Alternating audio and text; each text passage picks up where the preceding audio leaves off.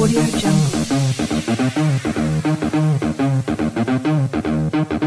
Audio Jungle.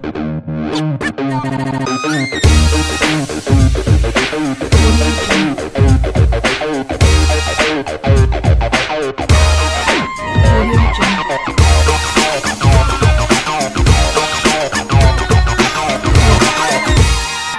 Audio Jungle.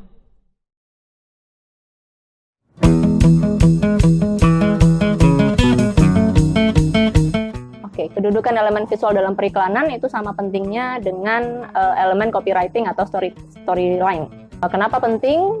Karena salah satu tujuan utama periklanan itu atau pesan iklan itu adalah untuk grabbing attention atau menarik perhatian halayak.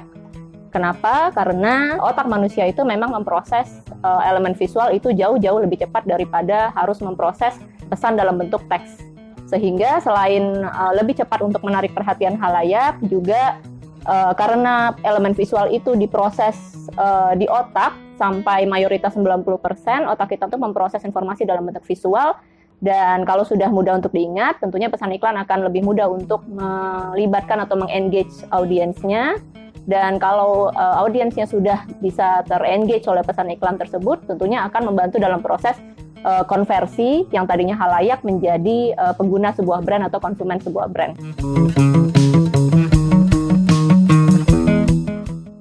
Oh, pasti ada. Elemen visual maupun elemen lainnya dalam pesan iklan itu tentunya harus memenuhi kriteria tertentu untuk bisa membuat pesan iklan itu jadi efektif. Nah, khusus untuk elemen visual, ada beberapa kriteria agar dia menjadi powerful dan menarik perhatian dalam sebuah pesan iklan. Ada kriteria yang sifatnya mungkin bisa disebut sifatnya teknis, ada yang sifatnya non-teknis. Kalau sifatnya teknis, itu misalnya kriterianya dia harus visible dalam arti pemilihan warna harus memudahkan dia untuk menarik perhatian, untuk mudah dibaca, untuk visible dibandingkan dengan pesan-pesan lain yang ada di sekeliling dari pesan iklan itu. Ada aturannya sendiri, colornya harus seperti apa, komposisinya harus seperti apa, komposisi atau kombinasi warna apa yang lebih visible, itu ada, dan itu kriteria itu harus terpenuhi dari sisi teknis seperti itu. Termasuk juga pemilihan font atau tipografi, lalu bentuk-bentuk dari visual yang ada dalam iklan itu sendiri, itu juga bisa mempengaruhi apakah pesan iklannya menjadi menarik perhatian atau tidak. Biasanya itu bentuknya cenderung bentuk-bentuk yang irregular, bentuk-bentuk yang pointy, seperti itu. Lalu kalau dari sisi non-teknis, kriteria pesan iklan yang efektif untuk menarik perhatian sudah pasti harus appealing, artinya dia punya nilai sesuatu daya jual atau daya tarik atau appeal yang relevan dengan target audiensnya.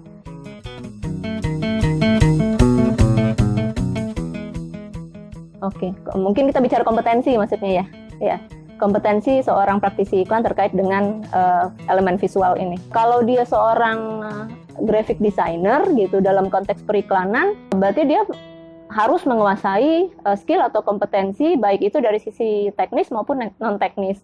Kalau teknis mungkin kita bisa bilang hard skill seperti itu, berarti dia kan harus punya ilmu desain grafis misalnya, atau dia menguasai software ataupun teknologi untuk mengolah elemen visual. Dia memahami tentang tipografi. Dan kalaupun dari sisi tambahannya yang non-teknis, yang kompetensi yang juga penting, yang paling utama tentunya semua praktisi periklanan harus punya tingkat kreativitas yang tinggi. Selain kreativitas, tentunya mereka punya soft skill lainnya yaitu communication. Artinya dia bisa melalui karya yang dia buat dalam bentuk visual itu dia bisa mengomunikasikan pesan brand atau pesan iklan itu sendiri.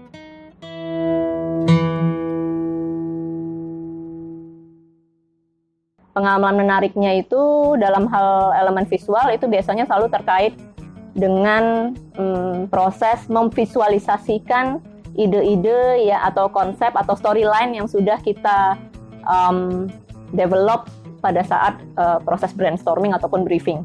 Jadi misalnya salah satunya itu kita pernah dapat klien brand elektronik besar dan salah satu iklan yang harus dibuat adalah iklan AC.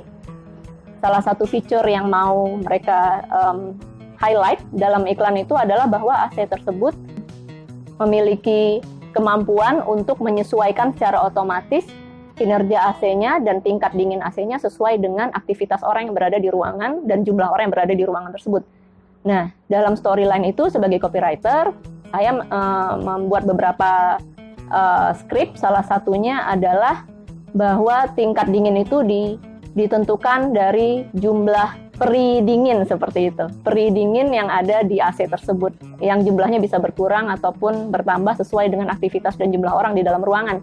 Nah, karena kalau dalam skrip bentuknya hanya teks, jadi yang disebutkan dalam skrip saya atau naskah saya adalah peri. Yang menariknya adalah bagaimana proses si desainernya mencoba memvisualisasi apa yang saya maksud dengan peri. Apakah perinya yang lucu, yang imut, ya, yang punya sayap seperti kupu-kupu, atau perinya mau seperti princess, yang elegan, atau perinya mau sesuatu yang lebih mirip mungkin minion gitu misalnya. Jadi menurut saya sih itu menarik bagaimana proses memvisualisasikan ide yang tadinya abstrak itu benar-benar bisa akhirnya menghasilkan sebuah pesan iklan yang utuh, yang efektif, yang bahkan hasil visualnya benar-benar bisa membuat pesan iklannya jauh lebih powerful. Semenarik apapun naskah yang dibuat, pada akhirnya peran desainer dalam hal ini memvisualisasikan konsep yang abstrak itu sangat penting.